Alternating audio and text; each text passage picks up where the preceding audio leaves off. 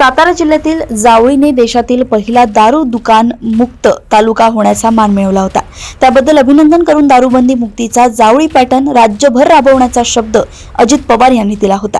त्यावेळीही ते उपमुख्यमंत्री होते। मात्र आज तेच उपमुख्यमंत्री आणि उत्पादन शुल्क मंत्री असताना खुल्या मद्य विक्रीचे धोरण राबवले जात असल्याने व्यसनमुक्त युवक संघाने स्मरणपत्र पाठवून जावळी पॅटर्नच्या आश्वासनाची आठवण करून दिली आहे। महाराष्ट्र राज्य व्यसनमुक्त युवक संघाचे मार्गदर्शक विलास बाबा जवळ यांनी उपमुख्यमंत्री अजित पवार यांना स्मरणपत्र पाठवले।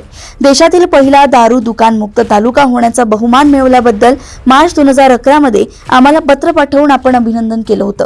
तसंच हा उपक्रम महाराष्ट्रभर राबवण्यासाठी मी निश्चितच प्रयत्न करीन असा शब्दही दिला होता। त्यानंतर अनेकदा उपमुख्यमंत्री झालात, आज तर उत्पादन शुल्क खात्याचे मंत्रीही आहात, परंतु आश्वासन विसरलात म्हणून आम्ही आपणाचे स्मरणपत्र देत असल्याचं त्यात म्हटलंय। हवी तेवढी अगदी गल्ली बोळात आपल्या नातेवाईकांसह बगल बच्च्यांना दारू दुकानांची खैरात वाटली आहे। देशी दारू दुकाने, wine shop, beer bar, beer shoppe कमी आहेत की काय म्हणून 1972 पासून परवाने देणे बंद असलेली मद्य विक्री खुली करून 328 परवाने देणार असल्याचे विधिमंडळात जाहीर करण्यात आले। या धोरणावरही व्यसनमुक्त युवक संघानं बोट ठेवलंय। सवंग लोकप्रियतेसाठी योजना जाहीर करून आपण सत्तेवर आलात।